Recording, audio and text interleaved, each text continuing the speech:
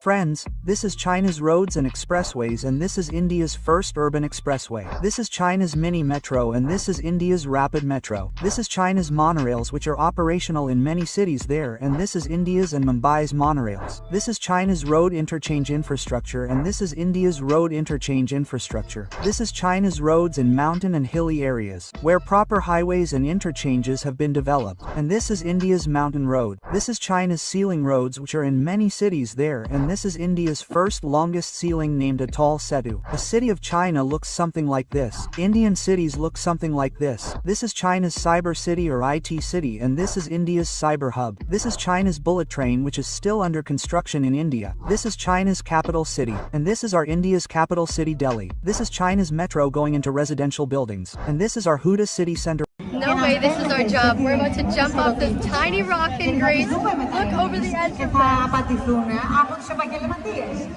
It's so high, 21 meters. Look at this. We're gonna be fine, just like at home. Here we go, just off a sketcy rock. Okay. Love you guys. Oh my gosh. And I go this way. Yeah? Yes. Okay, ready?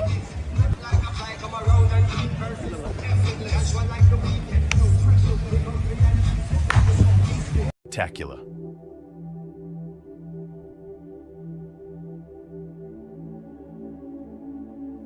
Join us on an incredible trip as we explore the strange, enchanting, and unreal places on Earth.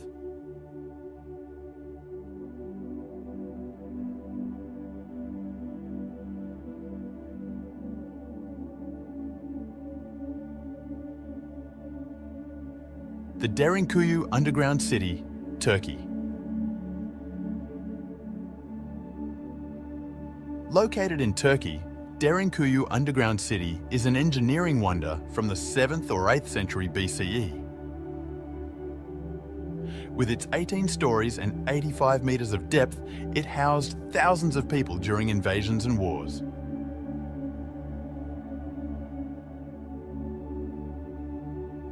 The builders' inventiveness was on full display as they outfitted Borobudur Temple, Indonesia.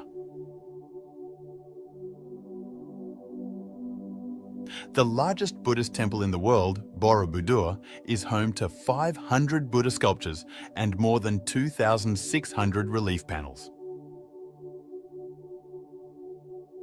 Its construction required millions of stone blocks and took more than 75 years.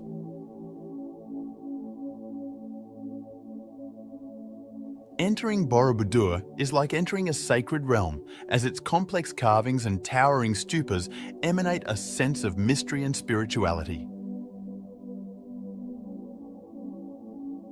A feeling of wonder and reverence sweeps over visitors as they make their way through the maze-like hallways, leaving them with a lasting impression of their immense significance.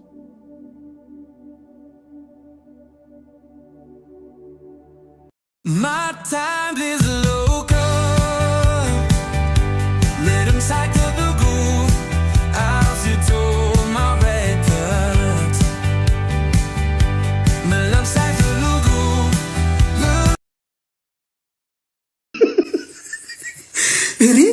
እኔ አልሰማሁም እኮ ኧረ አብዬ ቴክኖሪስ ሆኖ የለም ሲአቤ ኦርቶዶክስ እምነት ውስጥ ያሉትም ደግሞ መምጣት የሚፈልጉ የተመቻቸው በሙሉ ማንም ሳይከለክላቸው መምጣት እንደሚችሉ እንዴ አሙል መንፈስ ቅዱስ አሁን እናንተ ግቡ፣ እናንተ ተቀደዱ፣ እናንተ ደግሞ ተበጥረቁ። አሁን ደግሞ እናንተ ተበጥረቁ።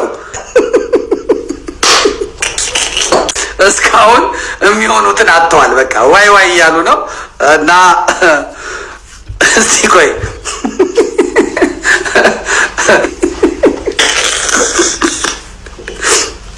አበደ ዛሬ መቼም አበደ። እናንተም ታቃጥራላችሁ፣ ሄዳችሁ ዘመዴ እንደዚህ ብለዋል ትሉታላችሁ። አበደ። እኔ ለምን የፈለገውን አያደርገኝም? እንዴት አይነት አልምጥ እንደሆንኩ አሳያለሁ። አልምጥ ነኝና እኔ ጨጓራህን ነው ማስነሳብህ። እኔ እንደውም እጸልይለታለሁ በእውነት ትናንትና ነይ ነይ እምዬ ማርያም ብሎ በዘመረው መዝሙር ላይ በፓስተር ትዝታው ሳሙኤል ላይ ናና ኢየሱስ ጌታዬ ብሎ ስለዘመረ እኔ ስለተናገርኩ ብዙ ሰዎች ሰደባችሁኝ። ችግር የለውም መሰዳደብ ያለ ነው። የፈለጋችሁትን ማለት ትችላላችሁ። አንድ ምሳሌ ልንገራችሁ። ጥበቡ ወርቅዬ መጀመሪያ በዓለም በነበረበት ጊዜ ሐኪሜ ነሽ መድኃኒት የሚል ዘፈን ነበር። አሁን ፕሮቴስታንት ከሆነ በኋላ ለምን ሐኪሜን ኢየሱሴ ፈዋሽን ለነፍሴ ለምን አላለም?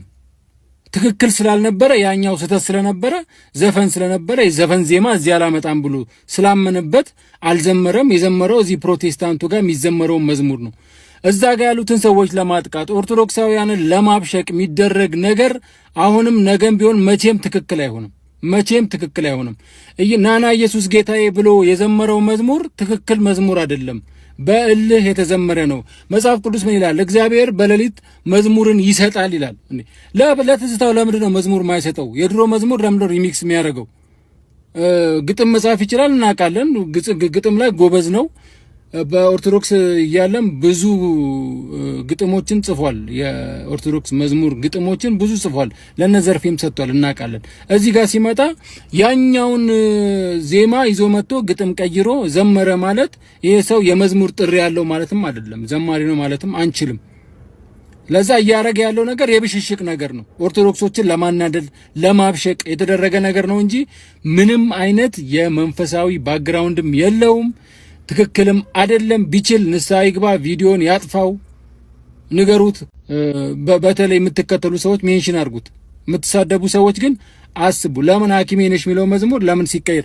ዘሪቱ መጣች ስትዘምር የምትዘምረው መዝሙር ለምን ያኔ በኦርቶዶክስ በዓለም እያለች የዘፈነችውን ዘፈን ለምን ያንኑ ግጥም ተጠቅማ ለምን አልዘፈነችም?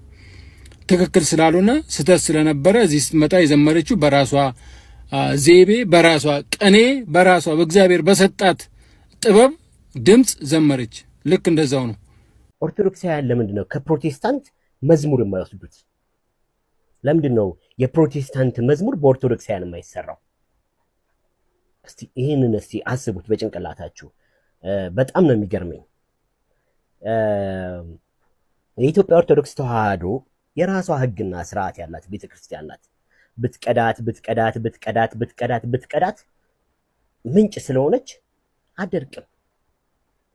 በቃ ያለ የነበረ ወደፊትም የሚኖር ነገር ያላት ቤተክርስቲያን ናት። ከዚች ቤተክርስቲያን ጋራ መያያዝ ራስን ከመስበር ውጪ ማትረፍ የሚቻለው ነገር ያለ አይመስለኝም፣ እኔ በበኩሌ ማለት ነው። ዝማሬዎቹን እያየዋቸው ነበር። ነይ ነይ እምዬ ማርያም የሚለውንም ጨምሮ ሌሎችንም ጨምሮ። በነገራችን ላይ እነሱ ሲዘምሩት ያኛው መዝሙር ነው ትዝ የሚለኝ። ይሄን ያህል ፕሮሞት ሊያረጉን ፈልገዋል። ነጭ ለብሳችሁ ነው። አንድ በደንብ እንድታስቡት የምፈልገው ነገር አለ። ትዝታው ታድሶ ነው። አሁን ግን ፕሮቴስታንት ነኝ ከሚሉ ሰዎች ጋር አብሮ እየሰራ ነው ያለው። የታድሶ ዋና ዓላማ ደግሞ አንድና አንድ ነው።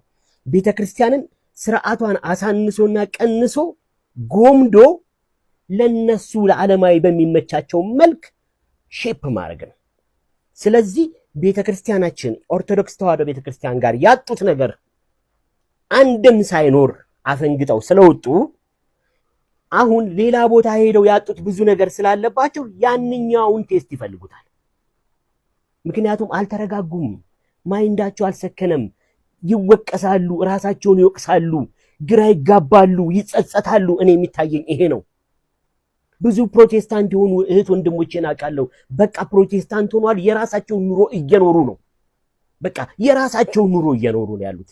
እነዚህ ሰዎች ግን ከቤተ ክርስቲያኗ የቀረባቸው ጸጋ ስላለ ሞገሳቸው በሙሉ ስለተገፈፈ ክንፍ እንደሌለው ላባ ስለሆኑ ምንጊዜም የቤተ ክርስቲያኑ ዕጣን አፍንጫቸው ላይ ስላለ ራሳቸውን ይወቅሳሉ፣ ይንገበገባሉ።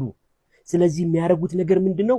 ያንን የሚመስል ነገር እየፈጠሩ ወይንም ደግሞ ከዛ እየቀዱ ወደ ራሳቸው ማምጣት። ያሳዝናል። ይሄን ሁሉ ስቃይ ከምትሰቃዩ፣ ይሄ ሁሉ አይምሮአዊ በደል፣ ልባዊ መውደቅ ከሚደርስባችሁ ሁለት ነገር ልምከራችሁ። አንደኛ ቤተክርስቲያኗን ፍጹም ተውና እንደ ሌሎቹ ፕሮቴስታንቶች ንጹህ ፕሮቴስታንት ሆናችሁ እዛው አገልግሉ። ሁለተኛ አልቻልንም፣ የገባንበት መንገድ አልተመቸንም፣ ተሳስተናል፣ በቃ ልባችን እዛ ነው ያለው፣ ስጋችን እዚህ እየዋተተ ነው፣ ዳክረናል፣ ኳትነናል፣ አልቻልንም፣ ኦርቶዶክስ ወይ ማሪን ብላችሁ ወደ ቤታችሁ ተመለሱ። እኔ እንደዛ ነው የሚሰማኝ እንጂ ፉክክር ሁሉ አይደለም የሚታየኝ። በጣም የወደቀ የተሰበረ ልብ ነው በእነዚህ ሰዎች መካከል የሚታየኝ። በተለይ በሶስቱ በትዝታው ከዛን ደግሞ በዘርፌ ከዛን ደግሞ በበጋሻው የሚታየኝ የተሰበረ ልብ፣ ሞገሱ የወደቀ ያረጀ አንበሳ፣ ሁልጊዜም የኢትዮጵያ ኦርቶዶክስ ቤተክርስቲያንን የሚናፍቅ ግን ያፈረ ነፍስ ሲጨነቅ ይታየኛል። አንዳንዱ ሰው ሲመጣ ነጭ ልብስ ለብሶ እንዲመጣ እጅግ ያሳዝናል፣ እጅግ ያሳፍራል። ምን በዚህ ደረጃ ከቤተ ክርስቲያን ጋር እንደ መሽገር መጣበቅ ለምን እንደሆነ አይገባኝም። እኔ ለቃላቱ በጣም ይቅርታ። ነገር ግን ቤተ ክርስቲያንን ጥሎ ከወጡ በኋላ አንፈልግሽም፣ ያንቺ አገልግሎት ያንቺ ትምህርት አይመቸንም ብለው ከወጡ በኋላ በዚህ ደረጃ ከቤተ ክርስቲያን ላይ በቃ ስብከታቸው፣ ትምህርታቸው፣ ሁሉ ነገራቸው፣ እንጀራቸው ሁሉ የተመሰረተው ቤተ ክርስቲያን ላይ ነው። ልቤን ሞልቼ የምነግራችሁ እውነት ምንድነው? ቤተ ክርስቲያንን ካልሰደቡ፣ የቤተ ክርስቲያንን ነገር ካላነሱ ትምህርታቸው አይጣፍጥላቸው፣ ትምህርታቸው አይሆንላቸው ካልተሳደቡ። ስለዚህ በሌላ አማርኛ ምንድነው? የነርሱ የእንጀራቸው ምንጭ ቤተ ክርስቲያን ናት ማለት ነው። ዛሬ ላይ ጥለው የወጡትን ዜማ፣ ጥለው የወጡትን አገልግሎት የሚያስናፍቅ የሚያስቃርም ነገር ምን መጣ? እንደምናውቀው ከላይ ቅድም እንዳየነው ቅድም በመግቢያ ላይ እንዳሳየዋችሁ ሁሉም ዘማሪዎች ዜማቸው የተወሰዱ ከኛ ቤተክርስቲያን ነው። የኛ ዘማሪያን የኛ አገልጋዮች ቀድመው ያገለገሉባቸው ዜማዎች ናቸው። እነዛን ዜማዎች ወስዶ ግጥም ቀይሮ መስራት ምን አስፈለገ? ለጠብ፣ ለተንኮል፣ ለክርክር፣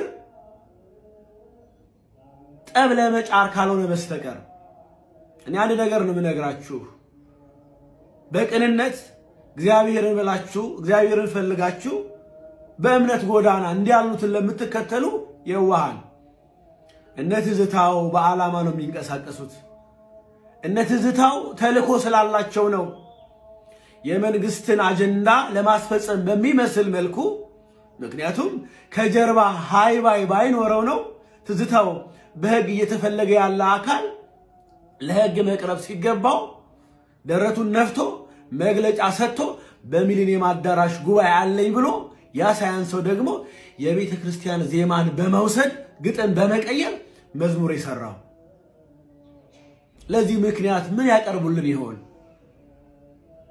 ስለዚህ አንድ ነገር ልንገራችሁ፣ በዚህ መንገድ የከበረ ጌታ የለም። በውሸት፣ በትችት፣ በነቀፋ ጥላቻን በመስበክ በወንድሞች መካከል ጠብን በመዝራት የከበረ ጌታና አምላክ የለንም። የኛ አምላክ አላቅም እነሱ የሚያመልኩትን እነሱ በራልን የሚሉት ወንጌል ምናልባት ቅዱስ ጳውሎስ የተከደነ ወንጌል ያለው ይሆን አላቅም። ምናልባት የተከደነውን ወንጌል የሚያመልኩ የሚመሩበት ከሆነ ይሆናል። ነገር ግን በእንዲህ ያለ መንገድ የከበረ አምላክም ጌታም የለንም። እኛ የምናመልከው አምላክ ግን የዋህ ትሁት፣ በልቤ ትሁት ነኝ አይደል ያለው ቅዱስ ጳውሎስ። ምንድነው የሚለው በዚህ በአንደኛ ቆሮንቶስ መልእክቱ ምዕራፍ 2 ቁጥር 16 ላይ እኛስ የክርስቶስ ልብ አለን እኮ ነው ያለው። እኛ የማንን ልብ ይዘን ነው ዛሬ እንዲህ ነገረኞች የሆነው? ጥልን የምንሰብከው፣ መለያየትን የምንሰብከው፣ በእንዲህ ያለ መንገድ ሰብከን ያመጣነው ተማሪ ያመጣነው ምርኮ እርግጠኛ ነኝ ከኛ በባሰ ጥላቻን የሚሰብክ መለያየትን የሚሰብክ ለሀገር ሰላም የማያመጣ ወንበሬ ትውልድ ነው የምናፈራው። እግዚአብሔር ምስክሬ ነው።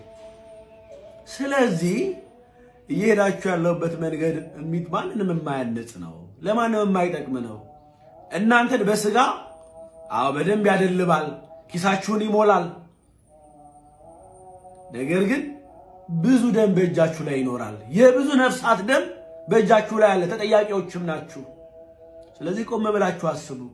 በየዋህነት በቅንነት የምትነዱ የምትከተሏቸው ምእመናን አማኞቻቸው ቆም ብላችሁ አስቡ። ለምንድን ነው በሉ? ምክንያቱም በእንዲህ ያለ መንገድ የተሰበከ ወንጌል የለንም። በእንዲህ ያለ መንገድ የሚጸና ትምህርት የለንም። ጌታም አላስተማረንም። እንደውም ጌታ ምንድን ያለው በአንድ ቦታ ላይ እናንተን እየሰደቡ እናንተን እያንቋሸሹ እናንተን እያንጓጠጡ እናንተን እያሰቃዩ ነገር ግን እኔን የሚያገለግሉ ይመስላቸዋል አለ። እንዲህ ያለ አገልግሎት የለም። ጌታ ባስተማረው ትምህርትና መንገድ ያልሄደ አገልጋይ የጌታ አገልጋይ አይደለም፣ የጌታም አይደለም። ስለዚህ እወቁባቸው መልእክታችን ነው። የእግዚአብሔር ሰላም ከሁላችን ጋር ይሁን። እግዚአብሔር አምላክ ሀገራችንን ቅድስት ኦርቶዶክስ ተዋሕዶ ቤተክርስቲያናችንን የሚጠብቅልን። ሰላም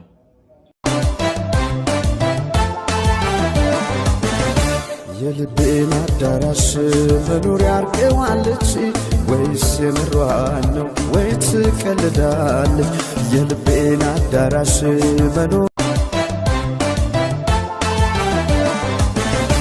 የልቤን አዳራሽ መኖሪያ አርቀዋለች ወይስ የምሯን ነው ወይ ትቀልዳለች? የልቤን አዳራሽ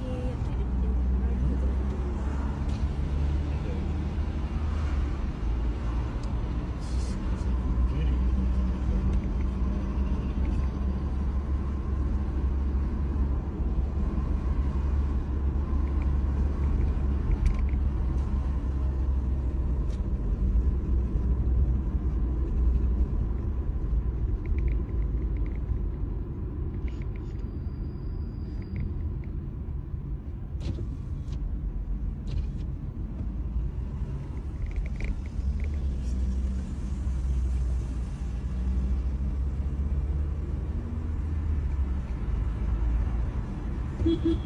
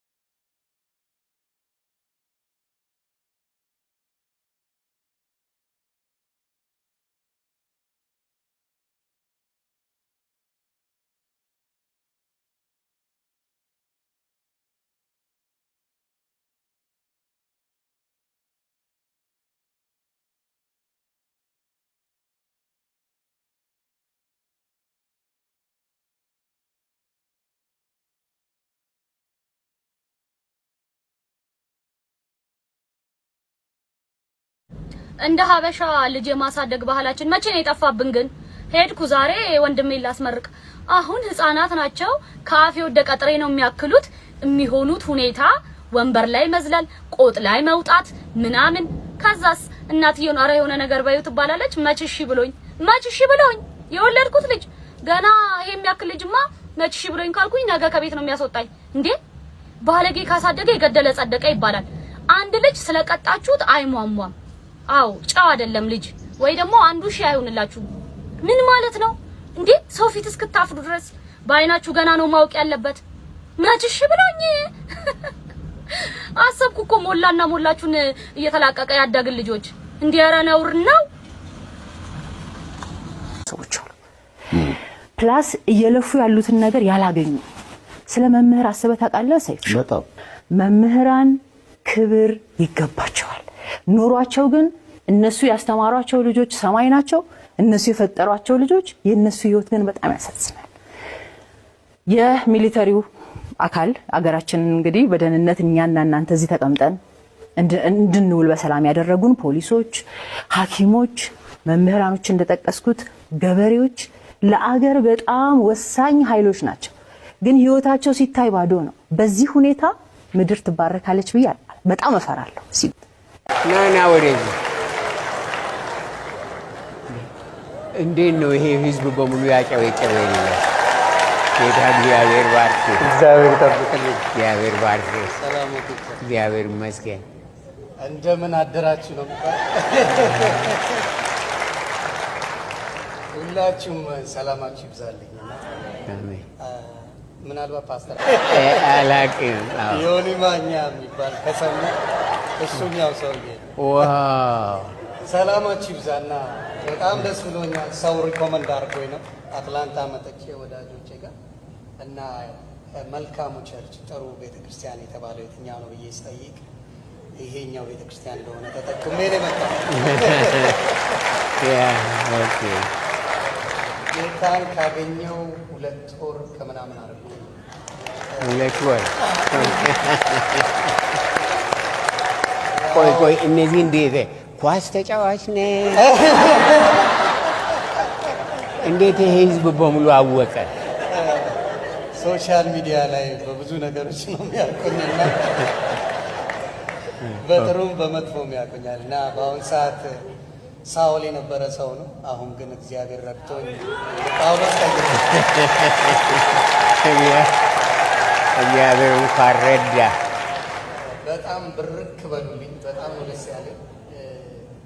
ሰላሜን አግኝቻለሁ። የሚገርማችሁ ጌታ ምስክሬ፣ ትናንትና ባለቤቴ ጋር ስንደዋወል ከልጄ ጋር ለካ አውርተዋል አይደል ነው ምን አለ ቤብ አለች you seem so peaceful after you get baptized አለች።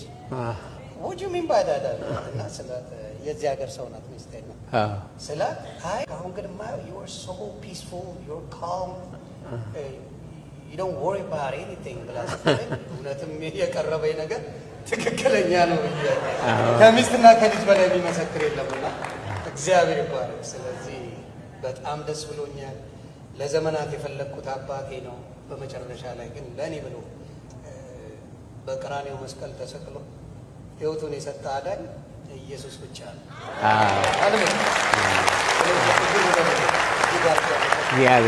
የት ነው የምትኖረው? ሪኖ ነቫዳ። ሪኖ ነኝ። ነቫዳ ምን ሰራለህ? ነቫዳ እንመጣለን ከጌታ ጋር እንግዲህ ወደፊት እናስባለን። ጌታ ኢየሱስ ይባርክ። አሜን። የፋሚሊ ሲር ጓደኞቼ እዚህ ናቸው። ዮኒ ቬጋስ ከኢትዮጵያ ነው ለእኔ ብሎ ለጥምቀት የመጣ እኔ ስጠመቅ። ማነው እሱ? ዮኒ ቬጋስ 2 ወር ነው ጌታን ካገኘህ አልከኝ? 2 ወር። አሜን። ብዙ ጊዜ በጌታ ጉዳይ እኔ ተደራድሬ አላውቅም። ብዙ ሰው ያገኛል። አንዳንዴ ዮኒ ቦልድ ነው። በሌላ እምነቱም ቢኖር በኢየሱስ ያለው ጥንካሬ ለየት ያለ ነው አለ እና ዋናው ቀይ መስመር የሆነብኝ ምንድን ነው? በእኔ አቡነ ገብርኤል የሚባሉ አባት ነበሩና ሶሻል ሚዲያ ላይ ለቀቋቸው። ምን ብለው? በቤተ ክርስቲያን ነው አቡነ ገብርኤል ይባላሉ። ከዛ በኋላ ምን አሉ? አትደንግጡ፣ ኢየሱስ ብቻ ነው የዓለም ቤዛ፣ እሱ ነው አዳኝ፣ አትክፉት ብለው ሰበኩ እና እሱም በሰበኩበት ሰዓት ተቃውሞ በጣም ተነሳ። ምክንያቱም አንዳንዱ የሚያምነው ሌላም ቤዛ አለን ብሎ የሚያምን ስላለ ያንን ሲባል እኔ ብዙ ሰው ሲሰድባቸው እኔ ጋር ደረሰ። የተፈለገው እሳቸውን አዋርጄ እኔ እንድከብር ነበረ፣ ግን እሱ ቀርቶ ጌታ ከበረ። እዛ ኢየሱስ ጌታ ነው አልኩኝ። ኢየሱስ የሚከበርበት እንጂ በእኔ የሚገፋበት ቦታ ምንም አላረግም በሚለው ከዛ በቃ ያለኝ ጓደኛ ከወንድሞቼ ሌላ በዛ ነው እንግዲህ ህዝቡ እንደሚያጨበጭብልህ አምሹር ፌመስ ሰው ነበርክ ማለት የሚታወቅ ሰው ነበርክ ማለት ነው። ነገር ግን ያለ ኢየሱስ ፌመስ መሆን እንዴት ነው? እኔ ብዙ ነገር ውስጥ ገባ ነበር ማለት በሃይማኖት ጉዳይ አወራለሁ፣ በፖለቲካ ጉዳይ አወራለሁ፣ ይነም በምንም አይነት ነገር ላይ ያለ ፍራቻ አወራ ነበር፣ እናገር ነበር የተሰማኝ ምንም ፌርለስ የሆንኩ ሰው ነበር። እና ገብተህ ትተኛ ነበር? አዎ የዛኛውም እኮ ይሰራል። የዓለሙን ገዢ አንዳንዴ ያስተኛል። ግን እረፍት እኔ ትልቁ ያገኘሁት ሰላም። ይሄ አጀንዳ የሚባለው አያስደነግጠኝ። አጀንዳ የሚባለው ግራ ያጋባኝ። አጀንዳ ለመፍጠር ጠዋት ላይ አልነሳም። ምን አልል አጀንዳዬ እሱ ሆኖ ስላገኘሁት ክብሩን እሱ እግዚአብሔር ይባርክ። ጌታ እግዚአብሔር ያበርታ ያቁም። ጌታ ይመስገን። አንተን በማወቅ በጣም ደስ ብሎኛል። ለመጀመሪያ ጊዜ ነው ፊትን ያየሁት እና እነሱ በሙሉ አይተው ያውቋል። እነሱንማ ሳሳቅቃቸው የነበርኩ። ክበሩልኝ። ጌታ ይባርክ።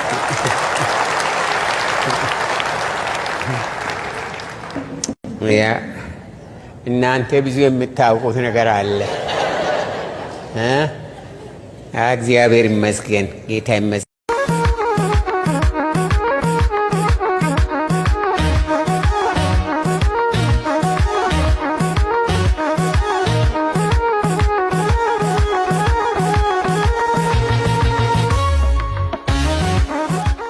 አንተን ኃይለአብ ንጋቱ ሊራንሶን ባለ አድርጌ ስቀበል ቤተክርስቲያን ለክርስቶስ እንደምትገዛ ወይንም በቀድሞ ዘመን ቅዱሳን ሴቶች ለባሎቻቸው ጌታዬ እያሉ እንደተገዙላቸው ልገዛልህ፣ ላከብርህና በሚያስፈልገው ሁሉ ምቹ ረዳት ለሆነልህ በህይወቴ ዘመን ሁሉ በፍርሃትና በታማኝነት በአንተ ብቻ ጸንቼ ለመቆም ሁሉም በህይወት በሚጠብቅ በእግዚአብሔር መልካሙን መታመን በመሰከረ በጌታችን በኢየሱስ ክርስቶስ በቅዱስ መላእክትና እዚህ በተሰበሰቡ ምስክሮች ፊት ቃል እገባልሃለሁ።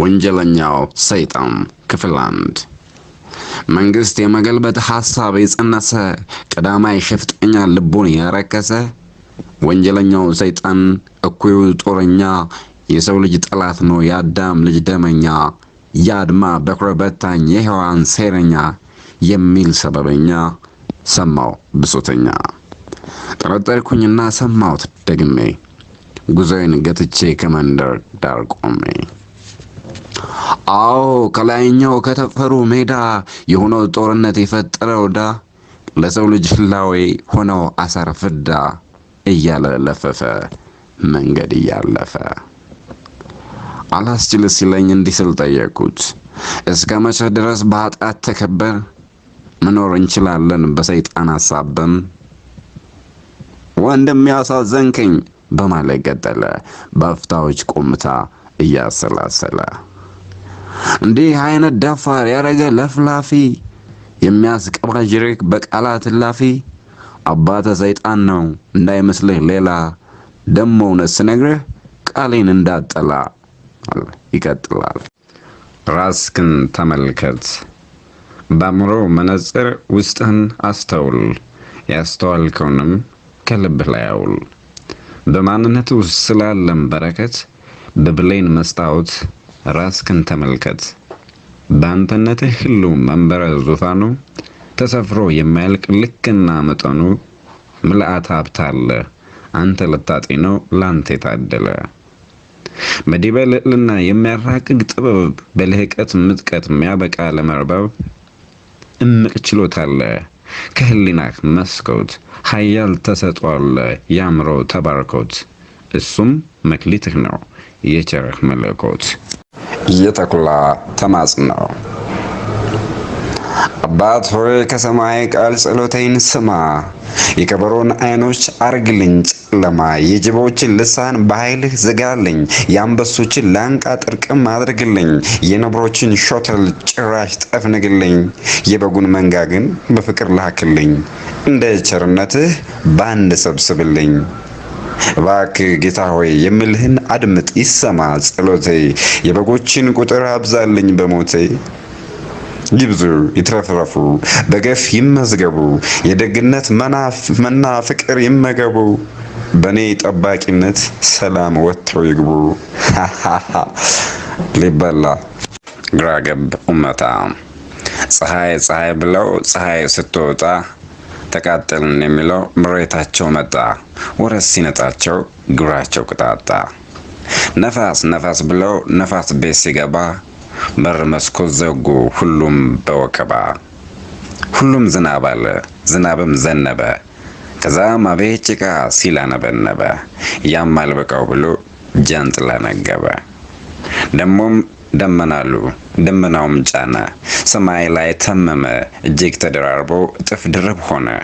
እናም እንዲህ አሉ፣ ወይ ጉድ ይህ ደመና መከራ መሰለ፣ እንደ ጥላ ገፎ ቢወስደው ምን አለ ሲሉ ተባረኩ። ታዲያ በዚህ ጸባይ ባህሪ አመላቸው ወደንሃል ቢሉኝ እንዴት ልመናቸው? ውረት እንደ ወተት ደርሶ ይናጣቸው። ጽድቅና ኩነኔ ቢኖርም ባይኖርም ሰው ባጠፋው ጥፋት ሳይቀጣ አይቀርም። ሰማይ ቤት ገሃነም እሳት ባይበላውም ሌባን ሰው ህሊናው ሰላም አይሰጠውም።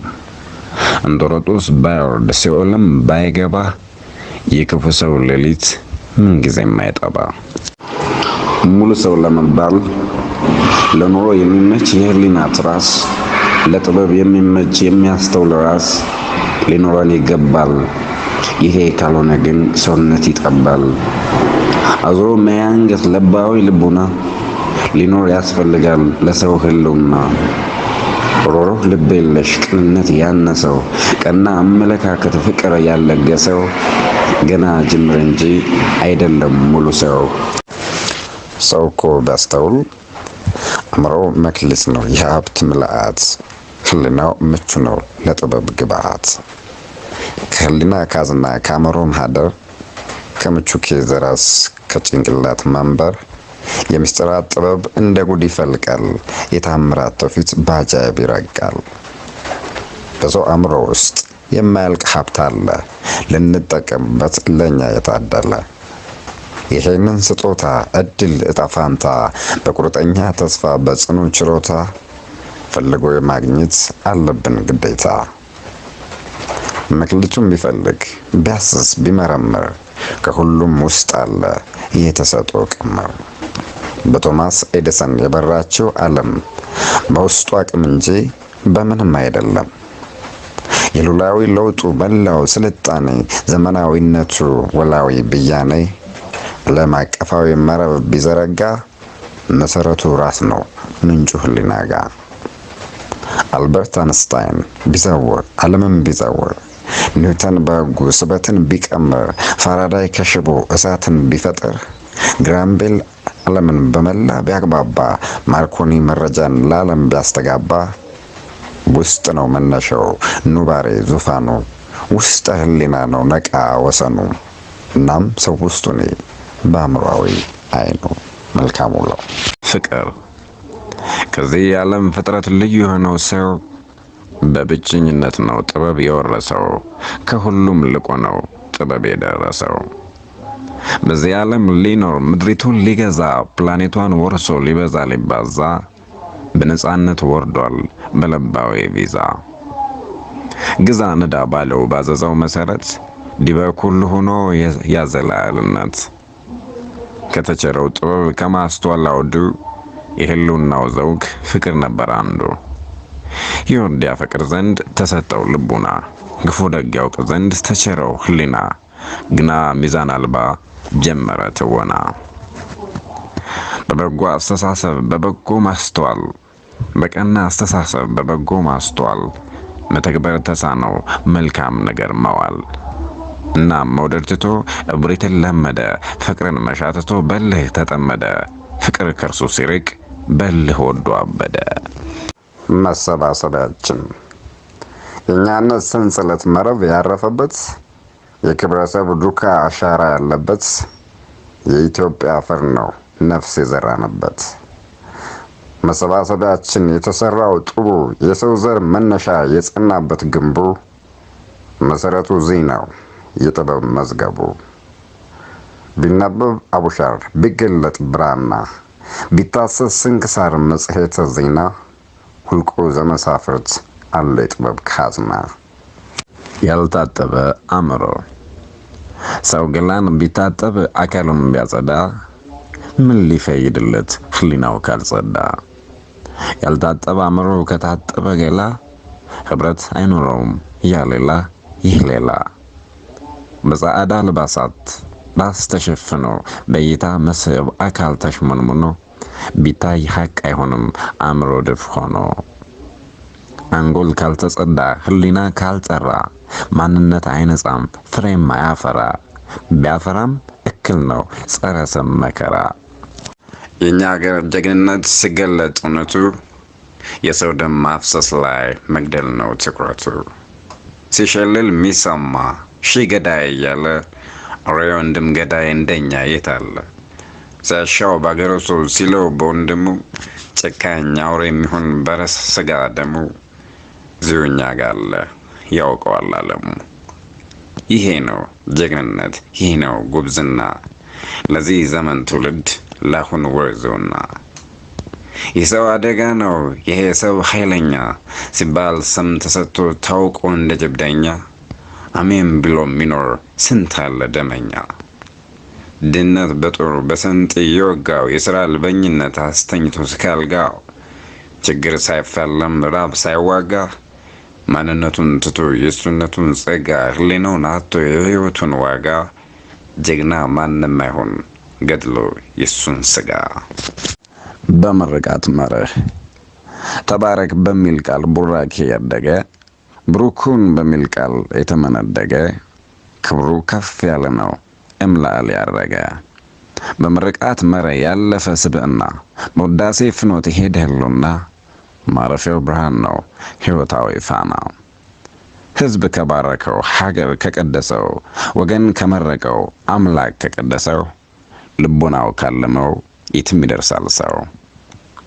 ግና ሳይባረክ ምንም ሳይመረቅ ተባረክ ሳይባል ክብሩ ሳይታወቅ እድሜ ዘላለሙን እንዲሁ ያሳለፈ ግብሩ እንደሞተ ነው እንደተቀሰፈ። አንድ ነገር ልንገርህ፣ ትክክለኛ እከሌ ነው አልልህም። ጋዜጠኛ ነው፣ አሁን ጠፍቶ ሄዷል። ምን አለ በኋላ ስልክ ደወልኩለት። ለምንድን ነው እንዲህ ያለ ስድብ የምትሰድበኝ ብዬ ጠየቅኩት። አንተ የበላህ እኔ ልሙት አለኝ። እኔም በመስደብ ነው እንጀራ የምታገኘው? ስደብኝ አልኩ፣ ፈቀድኩለት። እንደዚህ አይነት ነገር አለ። እኔ እኮ እንዴ ጋዜጠኛውን ቢሆን ይደግ እኮ ነው እንደው እኔ ጥሩ በጥላሁን ካንተ አንቱ ያሰኘኝ ጋዜጠኞች ናቸው እንዴ።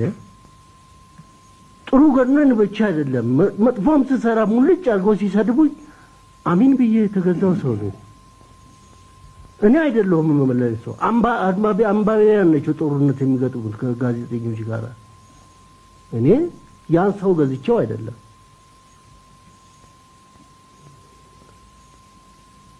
ልወቀስ ሰው ካልተሳሳተ እንዴ እድገት ሊያገኝ አይችልም።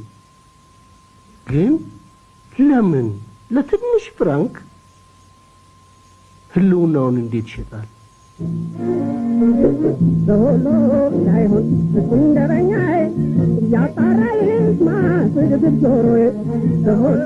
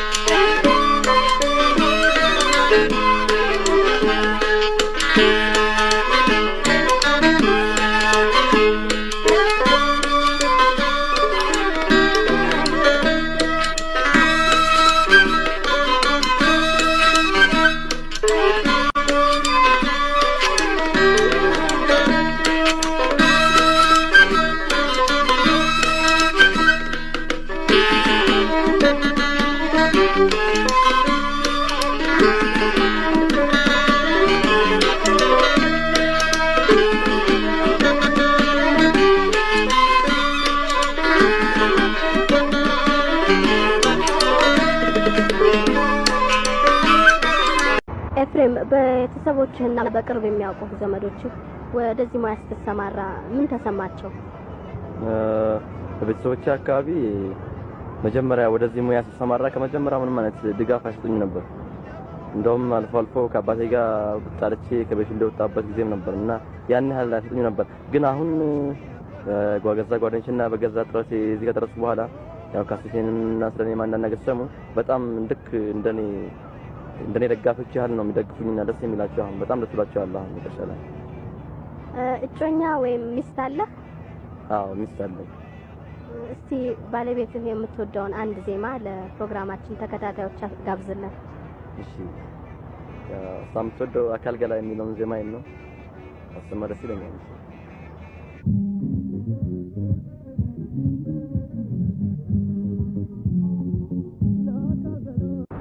ዜማና ግጥም በአጠቃላይ የስነ ጽሁፍ ችሎታ አለ?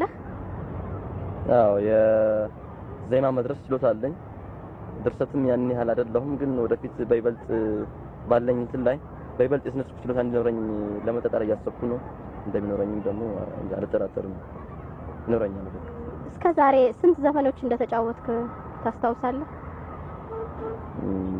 በካሴት ደረጃ 2 ካሴት አውጥቻለሁ። ሌላም ያላወጣኋቸው ብዙ ዘፈኖች በናይት ክለብ እንግዲህ 8 አመት ሰርቻለሁ እና እንጃ ቁጥራቸውን ለማወቅ በዚህ አጭር ጊዜ ያዳግተኛል። እስቲ እስከ ዛሬ ከተጫወትካቸው ዜማዎች መካከል አንተ በጣም የምትወደውን ብትጫወትልን? አዎ እኔ የምወደው የአካል ሸጋ የተሰኘው ዘፈን ነው። ጫውታለሁ። ብዙ ጊዜ የራስህን ዘፈን ታዳምጣለህ? አዎ አዳምጣለሁ። በዚህን ጊዜ እንደው በራስ ድምጽ ላይ ምን አስተያየት አለ? እንዴት ትመለከተዋለህ የገዛ ድምጽህን? ብዙ ጊዜ የማዳምጠው ካለኝ ድምጽ አለ አይደለም እንዴት ባደርገው ነው ይሄን ያለኝን የቀላጽ እንትን እንዲህ ባደርገው ይሻላል፣ ይሄኛው ነገር እንዲህ ልቀይረው እንዲህ ለሚለው ነገር ነው የምሰማው። ፕላስ ደግሞ ድምጼ የራሴ ድምጽ ያረካኛል፣ ደስ ይላል።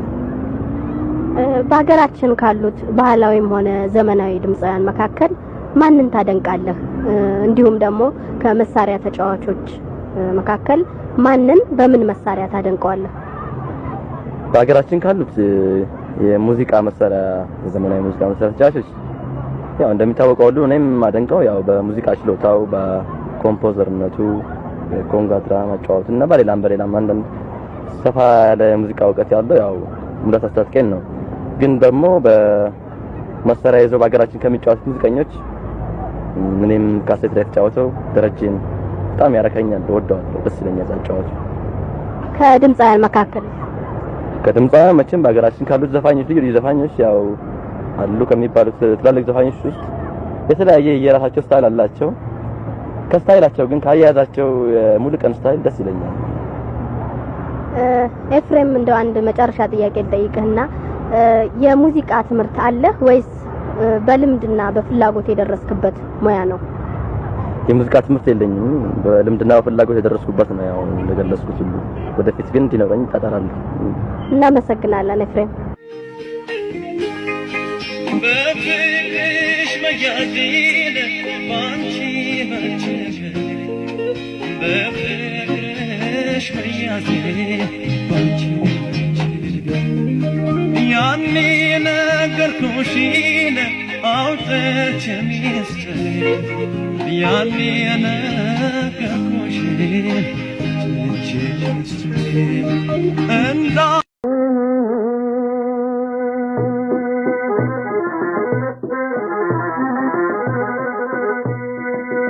አምላክ ያንቆርቁረ በቀለመ ወርቁ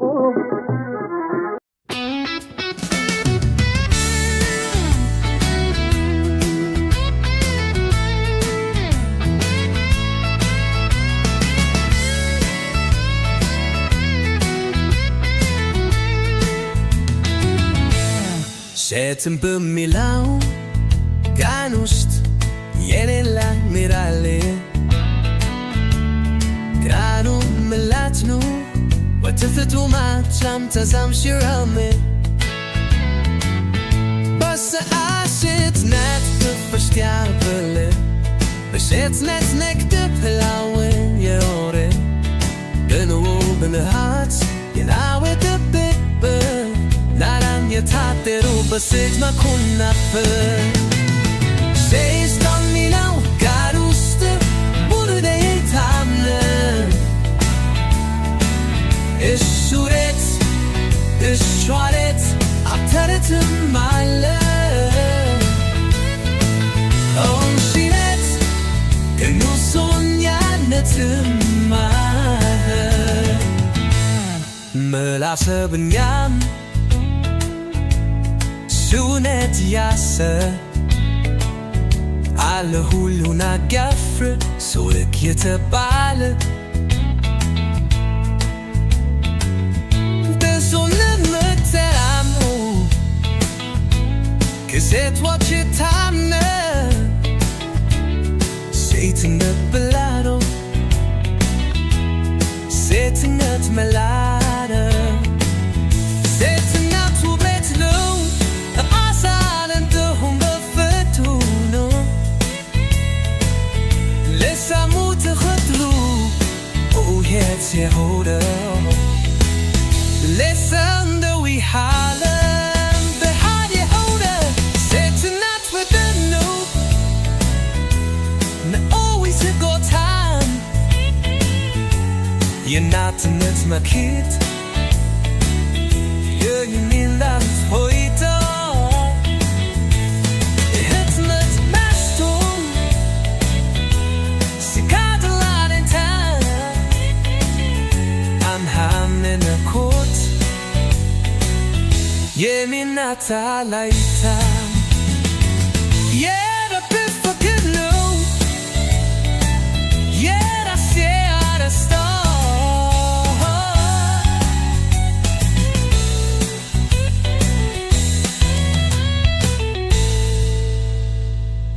ሴትነት ሀገር ነው የማንነት መሰረት ሴትነት ራስ ነው